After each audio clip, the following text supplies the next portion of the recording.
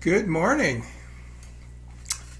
My name is Gil Christenberry, and I will be your lay leader this morning for today's service of the Unitarian Universalist Fellowship of Lower Bucks. And obviously, we're not in our usual sacred space today because of the storm of the century, but our sacred cyberspace is muy bueno, so no problems there. We ring the bell at the beginning of this special spiritual hour in order to focus our attention to the messages and the music selected to guide and inspire us. Also, let us resolve to acknowledge our appreciation of those messages and music with spiritual silence. As a small liberal fellowship of the spiritually curious, we endeavor to stimulate your thought process regarding your own spiritual journey. We're not here to provide the answers. Rather, we join together to form a welcoming community that hopefully helps you find your own personal truth. To that end, we focus on a set of values that are centered on love. If you are new to UUFLB, we are glad that you chose to be with us. It is our pleasure to have you here. And before we go any further, let me remind you that if you put your Zoom control into speaker view, you will enjoy the service much, much more. Our January Soul Matters theme is practicing resistance. And I like the sound of that because it sounds so radical. We all have a part to play in resistance, in ensuring the just treatment and inherent dignity of all people, and in leaving the world a little bit better than we found it. Reverend Cameron Trimble says, quote, "It's easy to become paralyzed by the scale of the world's need, but we don't have to fix everything to be faithful. We are each called to offer what we can, to take our drop of water and carry it toward the fire." End quote. Or as Edward Everett Hale said, "I am only one, but still I am one. I cannot do everything, but still I can do something. And because I cannot do everything, I will not refuse to do the something that I can do." Some of us write letters to our congressmen, and some of us attend protests like No Kings, because civil resistance aims to change the status quo. Protests are not only about the impacts they have on the external world, they are also important for affecting internal change. Spiritual resistance refers to the refusal to have one's spirit broken during oppression by maintaining dignity, humanity, and core values through cultural, educational, and religious activities. It is a way to uphold inner truth and identify against external pressures or internal conflict. This kind of resistance can be a powerful tool, providing inner strength and a sense of purpose in overwhelming circumstances. Kind of circumstances we have to deal with every single day. I would like to invite Sherry Christenberry up to light our chalice while I read our opening words. We light this chalice in memory of those who have struggled for freedom, the persistence of those who've struggled for justice, and the love of those who've built beloved communities. For our musical prelude this morning, I am very proud and pleased to introduce our very own Avi Wisnia.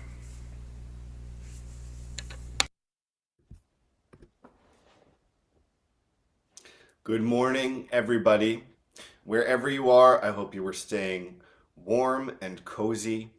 And what a magical thing that we can still gather together in community, even in virtual space.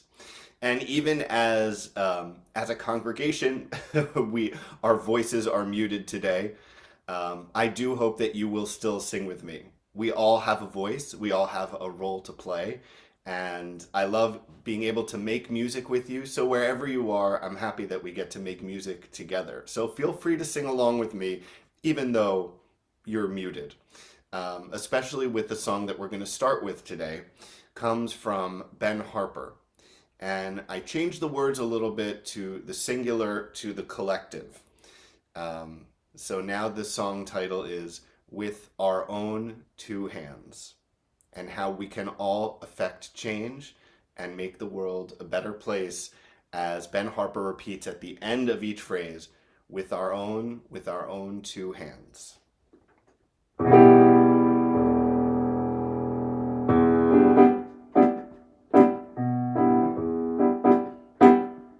We can change the world with our own two hands, make it a better place. With our own two hands, make it a kinder place. With our own two hands, with our own two hands. We can make peace on earth with our own two hands. We can clean up the earth with our own two hands. We can reach out to you with our own two hands. With our own two hands. We're gonna make it a brighter place. We're gonna make it a safer place. We're gonna help the human race with our own two hands. We can hold you with our own two hands. We can comfort you with our own two hands. You know you've got to use your own two hands. Use your own two hands. We're gonna make it a brighter place. We're gonna make it a safer place. We're gonna help the human race with our own two hands. With our own two hands. With our own two hands. With our own two hands.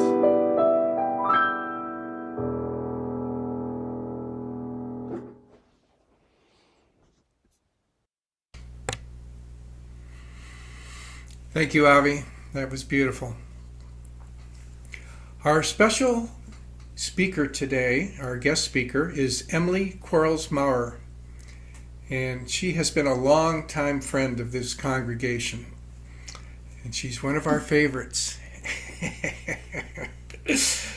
She is the child of a UU minister and has been preaching sermons of her own for 20 years now.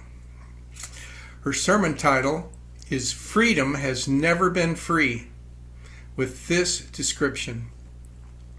Medgar Evans was the Mississippi Field Secretary for the NAACP, registering people to vote and investigating discrimination and hate crimes during a time when being seen to champion human rights was the equivalent of painting a giant target, not only on your own back, but on the backs of your loved ones as well. After his assassination in 1963, his wife, Myrlie, carried on with his work and became an advocate in her own right. Join us as we consider the impact the lives of these civil rights pioneers had on bending the arc of history toward justice. And now for our message for all ages, please welcome Emily Quarles-Mowrer.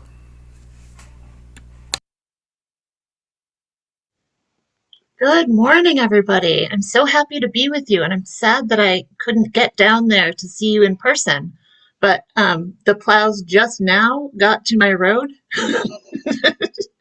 so it wasn't gonna.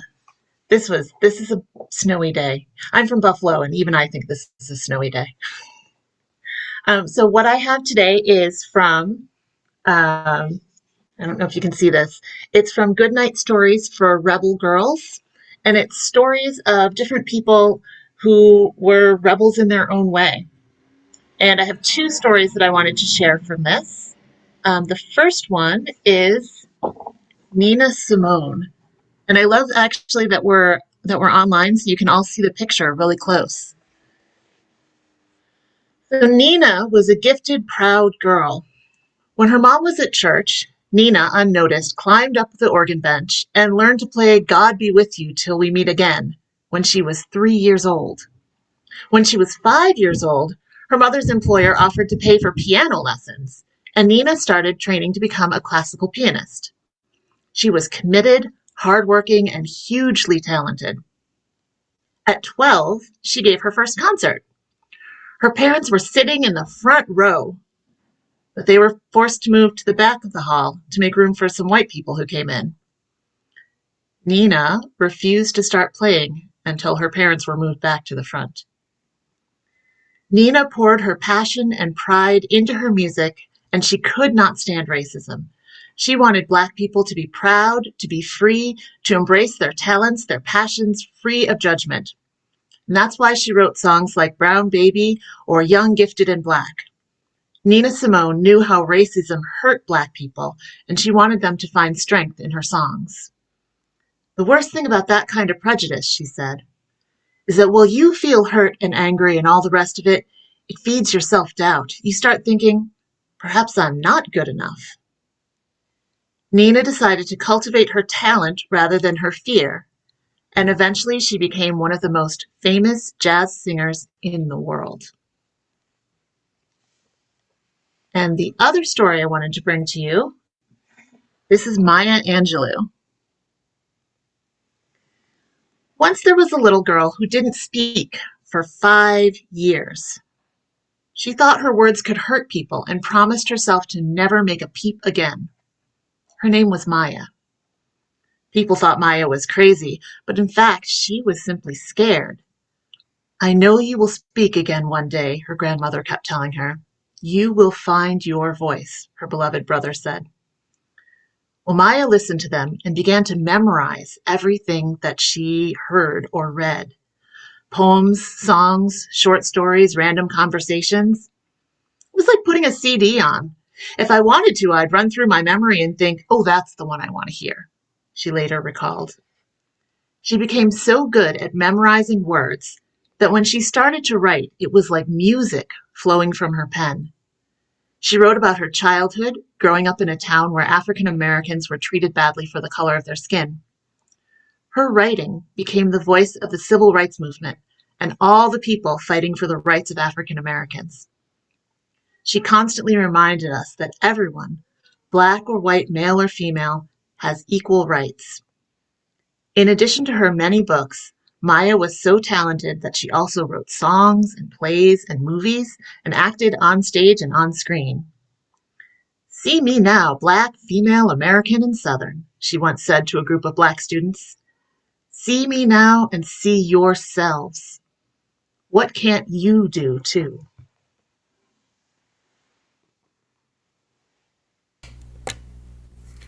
Thank you, Emily. I just love the music of Nina Simone, and so I found that extremely fascinating. Well, for some odd reason, we're not having our religious exploration class today, but I would like to sing all the children out to wish them peace wherever they are. So, Avi, if you could do that for us. Please join me in singing wherever you are today. Go now in peace, go now in peace. May the love of us surround you everywhere, everywhere you may go.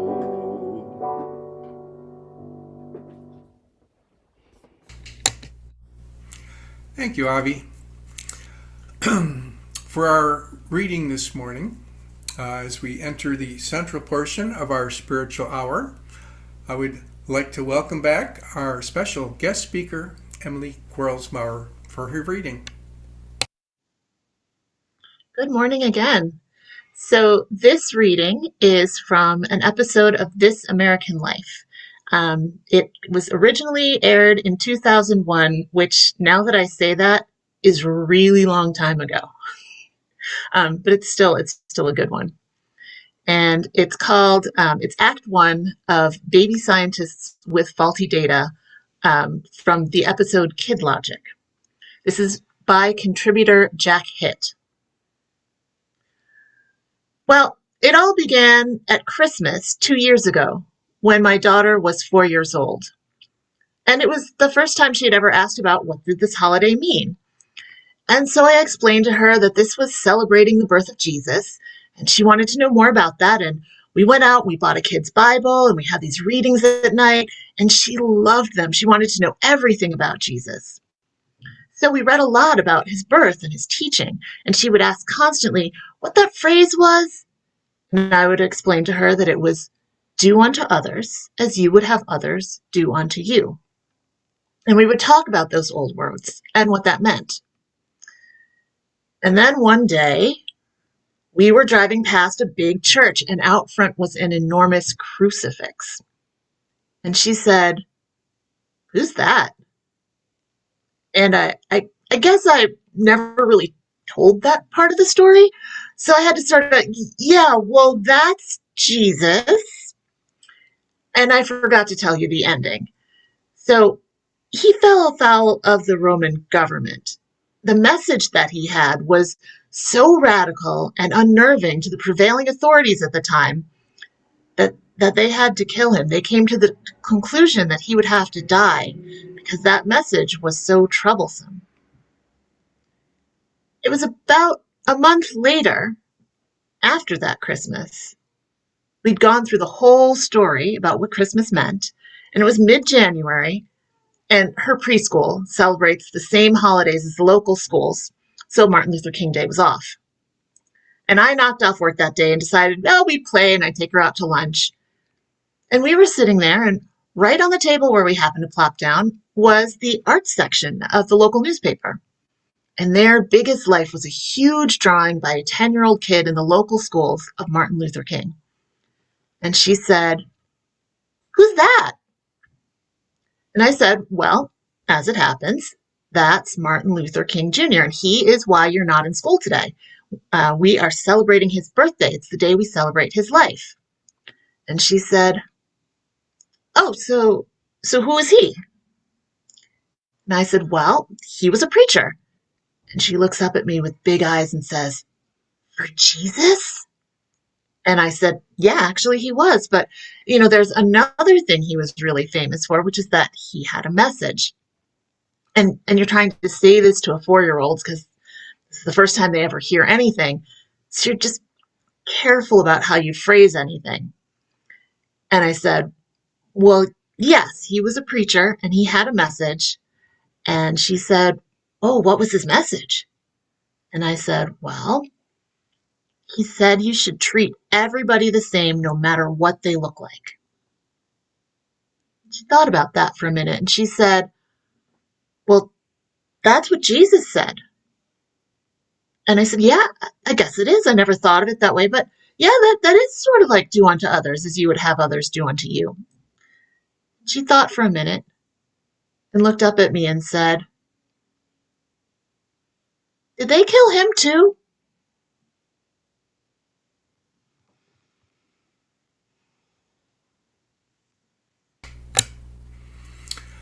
Wow. That's powerful. Thank you for sharing that.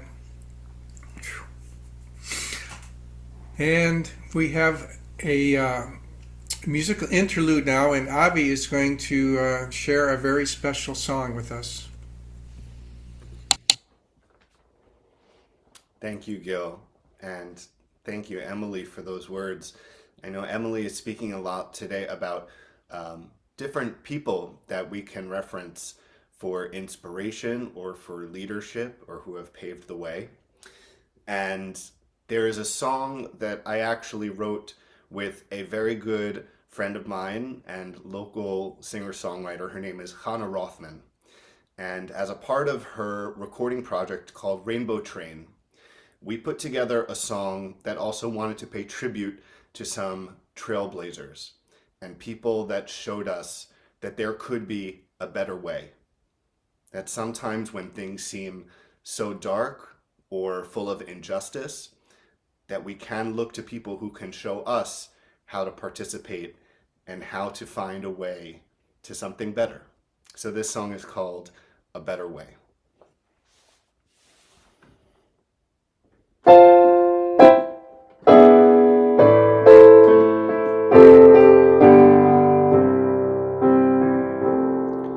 On a bus in Alabama, Rosa paid her fare. She came upon a sign that said she couldn't sit there. And though her voice was weary, the driver heard her say, I know, we can find a better way.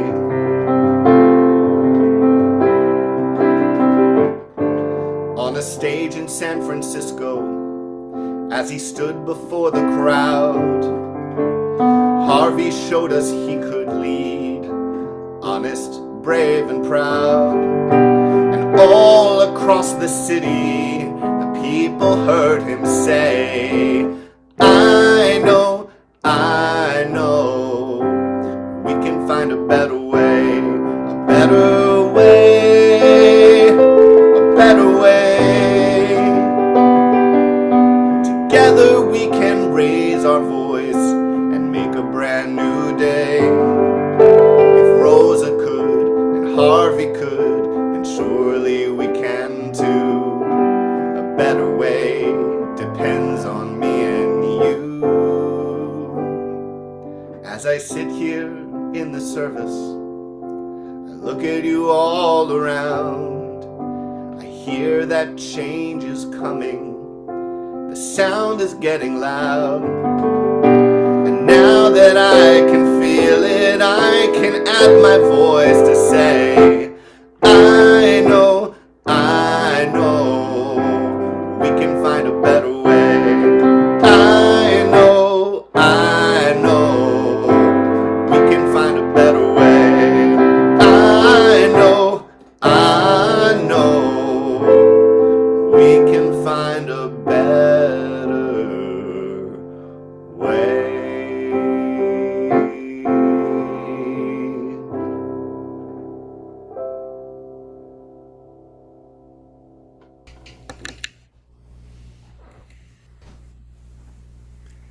Thank you, Avi.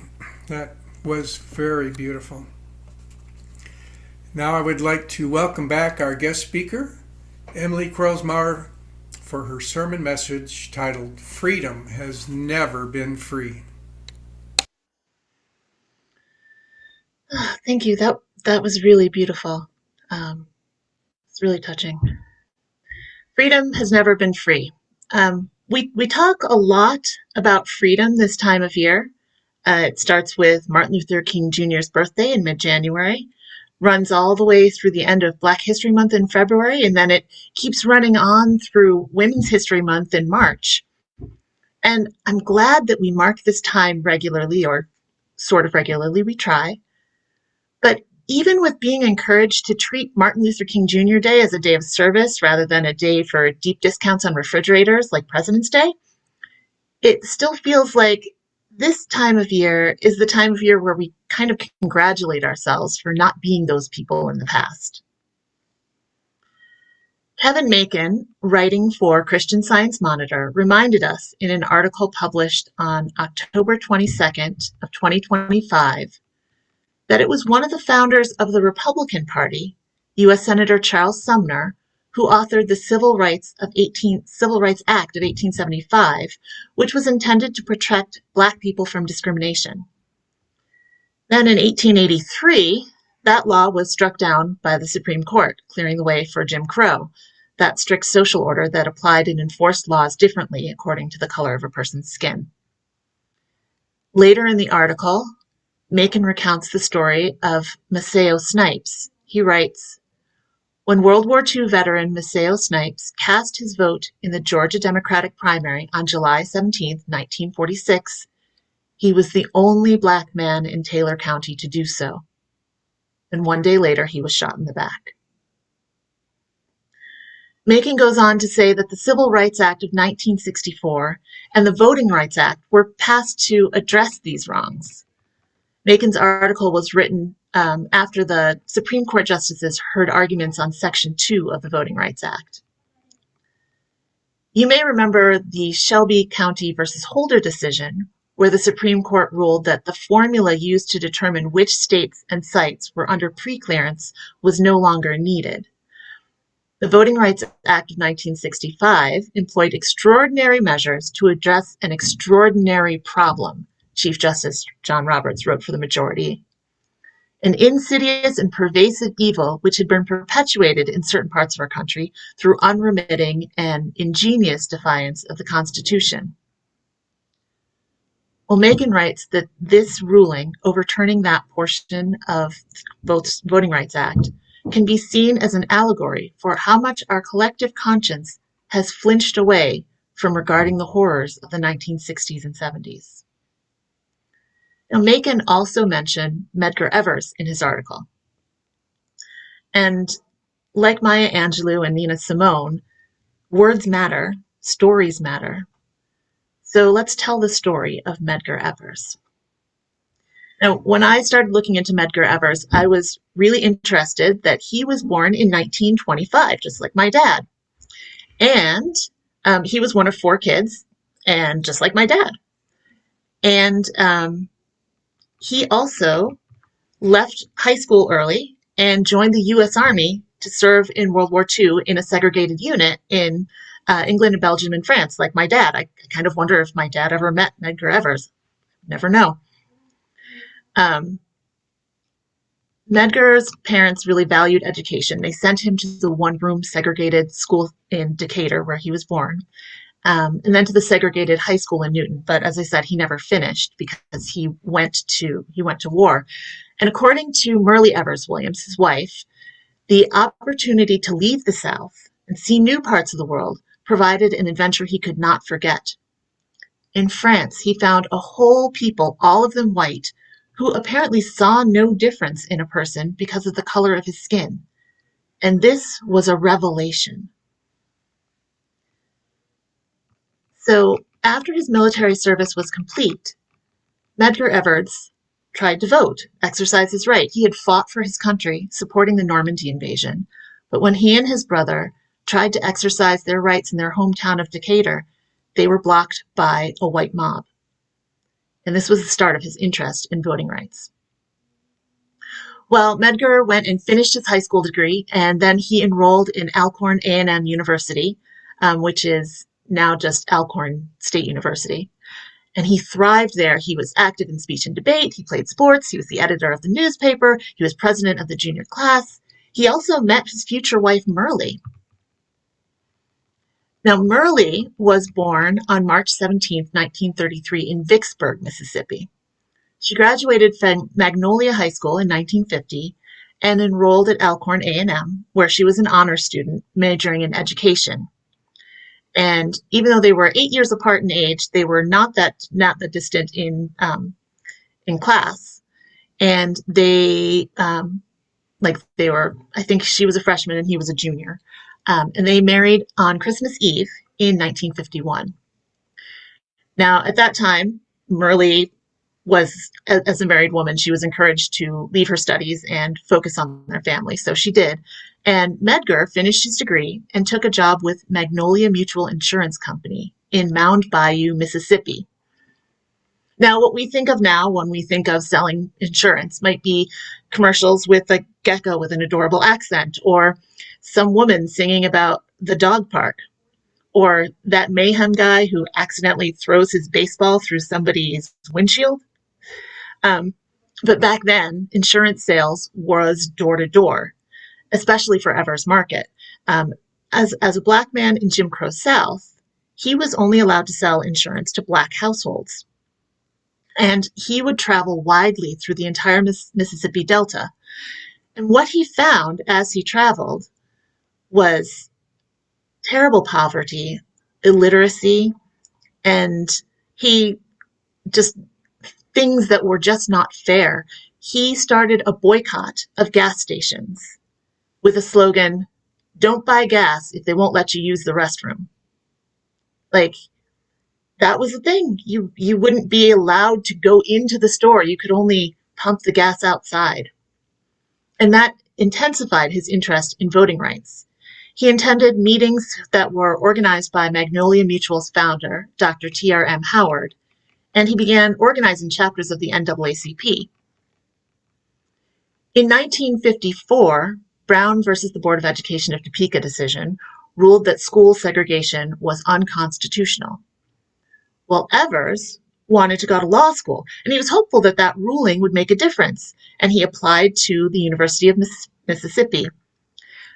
He was denied acceptance on a technicality, but the NAACP was so impressed by his efforts that they hired him as the Mississippi Field Secretary. And according to the U.S. Park Service, this was the first salaried staff position that the NAACP offered in the entire state.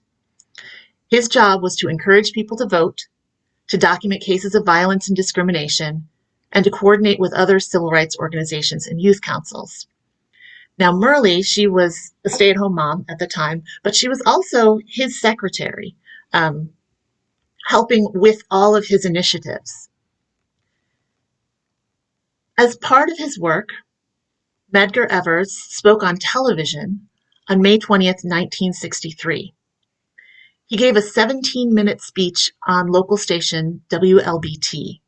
Now, his speech was in response to an earlier speech by the mayor of Jacksonville.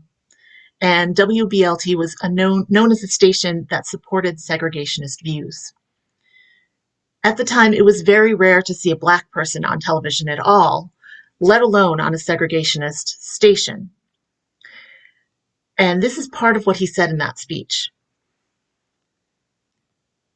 The Negro sees a city of over 150,000, of which 40% is Negro, in which there is not a single Negro policeman or policewoman, school crossing guard, fireman, clerk, stenographer, supervisor employed in any city department or the mayor's office in other than menial capacities.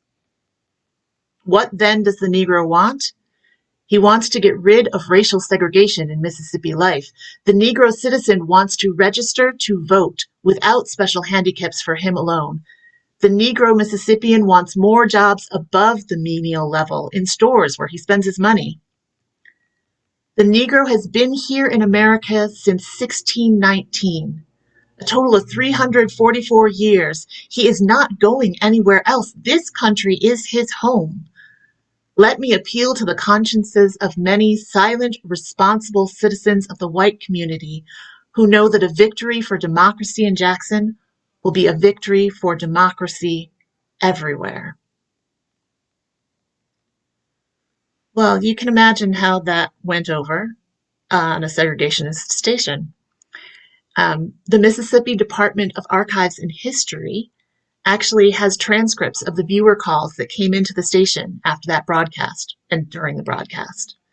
There are only about 19 pages of transcripts, and the representative of the station comments over and over that the FCC required that equal time be given to each party in a controversial matter. Many of the people on the phone stop talking when they realize that they are being recorded. But even being recorded, there were a couple of death threats. And one man who said, and I quote, "Oh no, this is the South. This is below the Mason-Dixon line. You don't have to put these," and then he uses a racial epithet, "on TV." Less than, well, 8 days later, actually, his house was firebombed. 8 days. And less than 1 month after that, on June 12, 1963, just hours after President John F. Kennedy's television speech supporting civil rights, Medgar Evans was getting out of his car in his own driveway, carrying some NAACP t-shirts that read, "Jim Crow must go." And he was shot in the back and died at a local hospital less than an hour later. After Medgar's assassination, his wife Myrlie took up his cause. She, at the funeral, he had a full military funeral. He was buried in Arlington, and she insisted that he be buried in Arlington as a veteran who fought for our country. And back then, even the cemetery plots were segregated because, if people can't fight together in the same unit, how dare they be buried together in the same earth? But she relentlessly pursued justice. They had very, very good evidence of who killed Medgar Evers. The man, he actually hit himself in the eye with the rifle scope, so he had a black eye. He left his gun at the top of the hill where he had been sitting, and there were fingerprints on the gun. He had actually written things. He was a known Ku Klux Klansman, and a white jury twice failed to convict. It was all white, all male, and in the 60s, and they failed to convict. And so, Myrlie never gave up. In the 1990s, she brought they finally reopened this case. She kept petitioning and petitioning. And in 1994, they finally did bring his murderer to justice. And if you've ever seen the 1996 film Ghosts of Mississippi, that is based on Medgar Evers and Myrlie Evers. So in the 1990s, Myrlie Evers William joined the NAACP board of directors, and she brought them back from financial ruin. She has been a speaker. She advocated to get her house, the house that she lived in where Medgar Evers died, as a national park. So the theme of this month is practicing resistance. And like we heard in the reading this morning, living the golden rule, just living the golden rule, is practicing resistance. And it's not a new idea. The Mahabharata says, "Do not to others what you do not wish done to yourself, and wish for others too what you desire and long for yourself." The Babylonian Talmud says, "What is hateful to you, do not do to your fellow." Jesus' Sermon on the Mount says, "Do unto others as you would have them do unto you."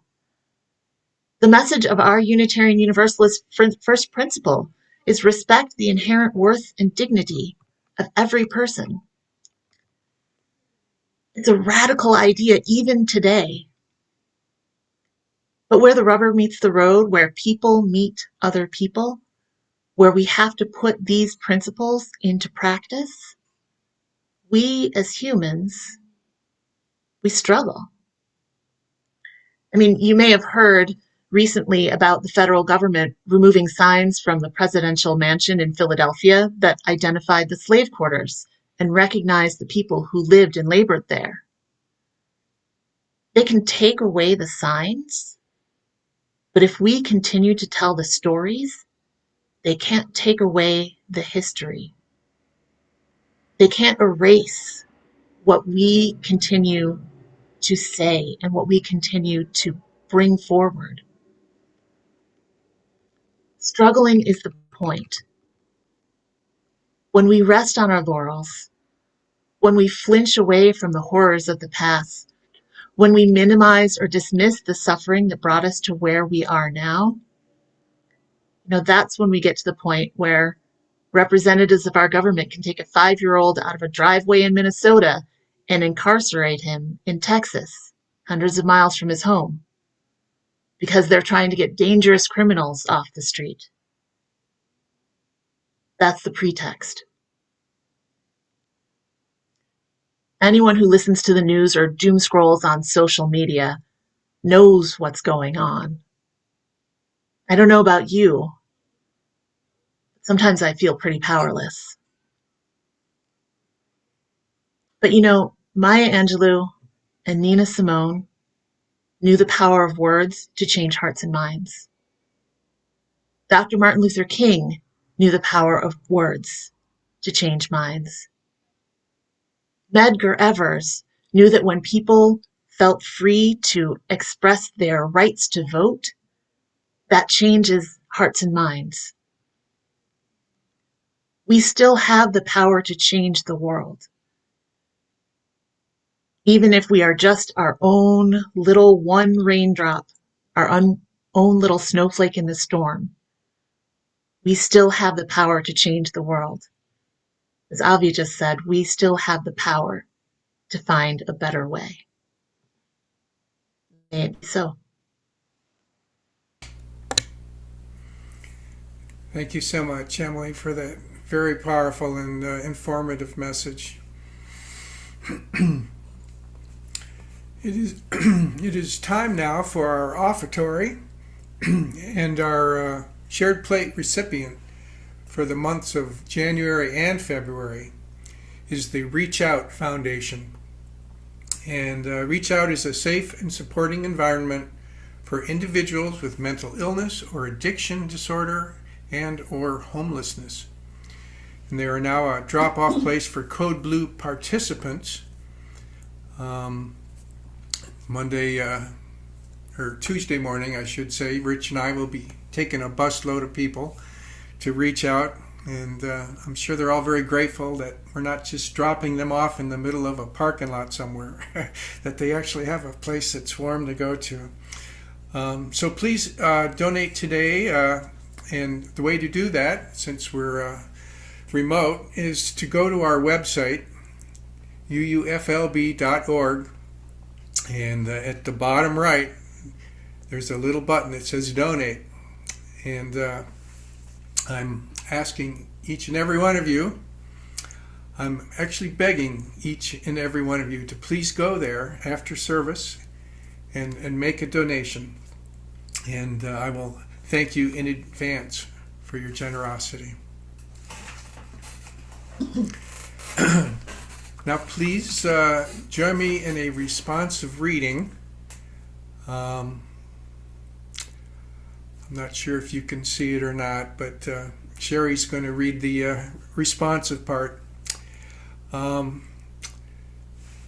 I'll get to it. Spirit of life, eternal mystery that holds us close. Receive the meditations of our hearts this day. We come together in this quiet moment to unify our hearts again toward the clarion call of our time. May justice and equity guide us to greater connection, a greater truth. Our part is just as great, to approach dismantling systems of oppression within us in order for us all to be free. To know that when I cherish and lend to the divine spark within, when I know in my bones that I am worthy of love and whole just as I am, that there is greater potential for mutual understanding and care. Love is not scarce. Our ability to extend compassion and grace can be. The Spirit of life is divine within us. The Spirit of life is here. This is the beginning of justice and equity when we go within, in order to be of service in our communities and our world. May it be so. Amen. Well, please rise in body or spirit for our closing song, which Avi will perform for us. Our closing song today comes to us from the hymnal, and is certainly a song that has accompanied many fights against injustice, for civil rights, for very different communities, and especially the African American community, from number 169, We Shall Overcome. And again, wherever you are today, hopefully warm and cozy, let's join our voices in harmony to sing together.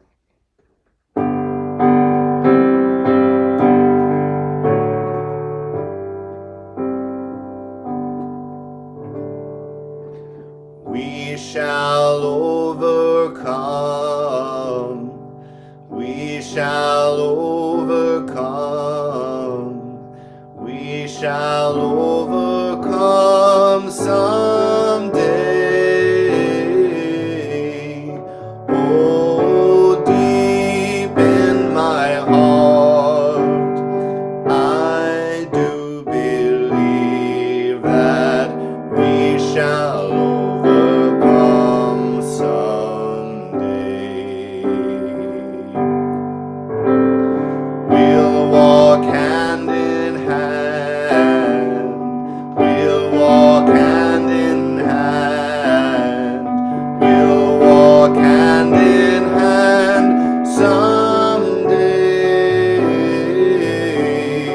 Oh, deep in my heart, I do believe that we'll walk hand in hand someday.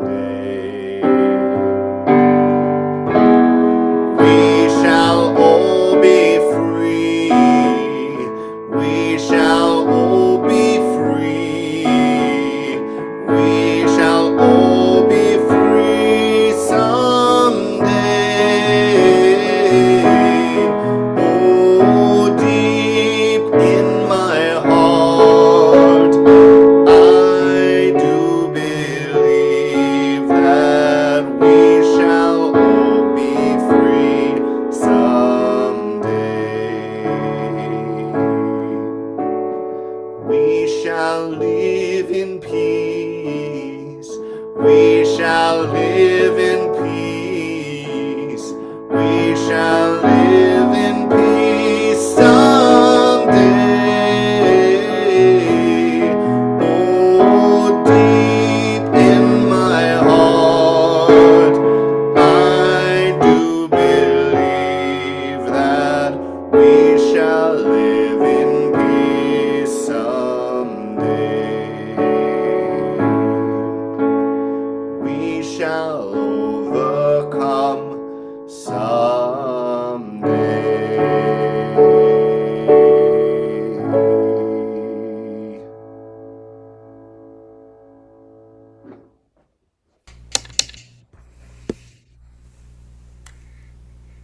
Thank you, Avi.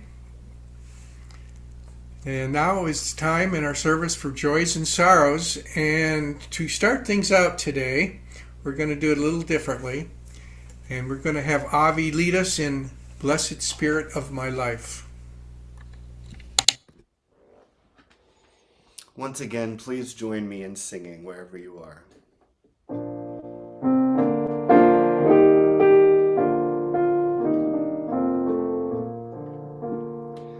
Blessed Spirit of my life, give me strength through stress and strife. Let me live with dignity.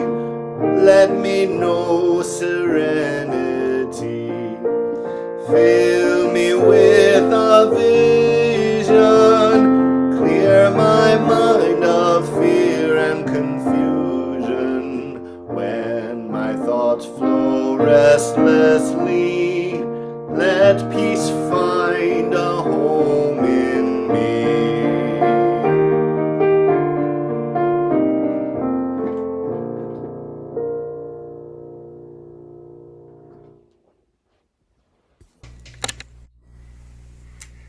Thank you, Avi.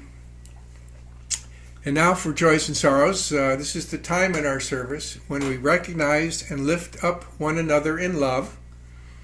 And I would ask everyone to keep an open mind and an open heart. And Mike Lee is now going to allow each of us to unmute and show our faces. So I would ask everyone to please change from our Zoom speaker view to gallery view. Ooh. There we go. All kinds of folks there. And if you are going to share, then please turn on your camera as well.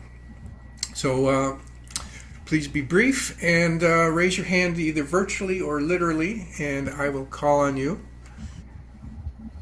There's Jeff Ellis with a hand up. Yeah, I mentioned a couple of weeks ago I was looking to sell my house, and a couple of gentlemen came over from Newtown. I forget the name of the company, but they made a very nice offer, and I went ahead with it. So now, look, where should I move to? That's got 90 days to figure that out. Fantastic. Okay. Colleen, why don't you go next? Good morning, everyone. Emily, that was wonderful. I saw on my feed this morning from a friend that they would like everyone at 7 p.m. to put a lighted candle in their window to show solidarity for Minnesota. So it's just a simple light in the dark.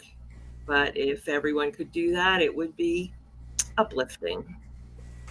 In light of yet another murder there, that would be really special. Thank you for sharing that. Anne, did you have something? Good morning. Thank you, Emily. I really enjoyed that. Very powerful. I just wanted to share, I reached out to Mary Rogers via email and heard back from her, and she's doing well. She turned 96 this past June, and she's still able to get around and get to meals in her housing. And she said if all goes well, she hopes to make it to a service in person. So I just wanted to relay, she sends her love to all. Oh, great. Thank you for reaching out like that. And Nancy. Man, I'm really happy that you reached out to Mary. That's so sweet. I was going to make an announcement if we were going to be in house, but I'll do it here. Is that we have a couple elderly people that really would love to hear from people. I had reached out to Gloria and to see if she wanted any visitors, and she doesn't. She's gotten to the point where having a visitor is too exhausting for her. So I didn't ask her how she felt about phone calls, but I know, like Mary and not Sonia, Laura. Laura, that Laura and Mary and Gloria all really appreciate knowing that people know they're still around, even though they're not physically with us. That we still think about them. They love that, and I think that's great. I was going to call Mary today too, just to say hi, because let's face it, we have a lot of time on our hands today. Thank you for sharing that, Nancy. Okay. Well, whether or not you shared today, for your joys, we in this community join you in celebration. And for any sorrows or concerns, may you feel our sympathy and our compassion. We will now extinguish our chalice. May we go forth to meet oppression with freeing justice, hatred with healing love, and despair with unfailing faith. May it be so. Amen. Our service is now concluded. I want to thank Emily for a really powerful, great sermon today. And I hope each of you will now unmute and turn on your video, your camera, and share your thoughts and appreciation about today's sermon message. And that would be now, folks. We have a spiritual community going on here. Well, I would like to start real quick, because then I would like to hear everybody else's.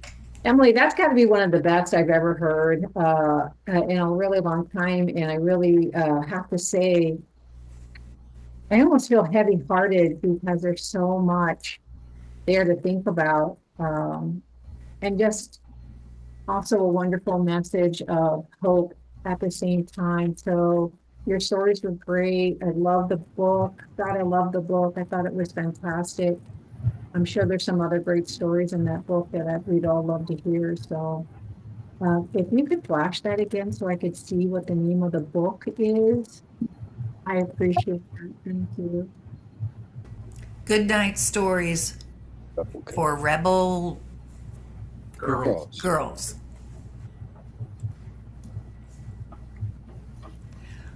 I want to say hi to Alyssa and her family. Thank you so much for joining our Zoom. Hi, Weston.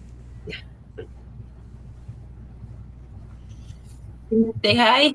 Hi. Thank you. And I see. Hi. I just want to thank Emily and Avi. Thank you for creating a spiritual space in my living room. And, hi, Weston. I'm really excited for you to come to our. Am I talking too loud? I'm sorry. We have. I wanted to say that we have our really great student teacher Emma has gotten us a friend from her program, which is a great program at Tech where the kids are learning about child development and early learning. And they've got all kinds of certificates. And she's bringing in another student, especially for Wes. So I hope to see all of the RE kids back. We're growing. We're getting going, went from 2 to 8 to 10 sometimes. So we're still, we still have a lot of great programming. Great curriculum, and I hope we get to see you in person.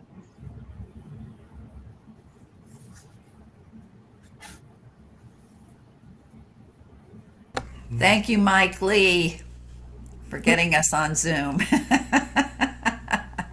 You're here. Much appreciated.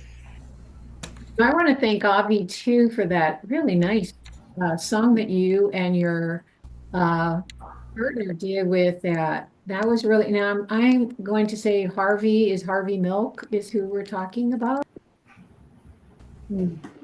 Yes, that's right. It's Rosa Parks and Harvey Milk.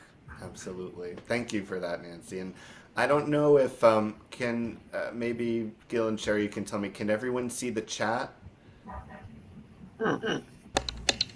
Mike, that's correct, right? Yeah, everyone can see the chat. I can include a link to that song, and I will say again, my friend, she's a very well-known singer-songwriter in the area, Hannah Rothman, and she did this project called Rainbow Train actually in 2014. That was really a kind of a kids album talking about gender inclusivity.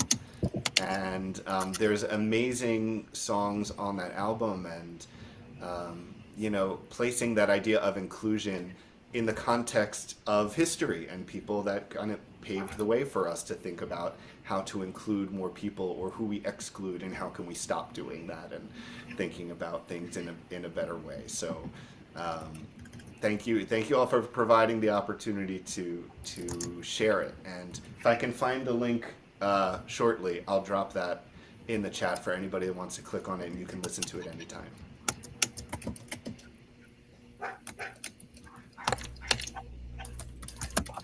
Go ahead, Melanie. Oh. Can you hear me?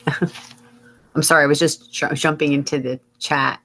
I just wanted to thank Emily, Gil, and Avi and everyone who participated in the Zoom. It was very interesting and very deep and meaningful. I just wanted to say thank you. Well, thank you, and thank all of you for showing up today. I think we're all grateful we didn't have to hop in our car and drive to Penryn. So anyway, hopefully we can meet again in person next Sunday. And in the meantime, go now in peace. Amen and blessed be. Thank you. Thank you, everybody.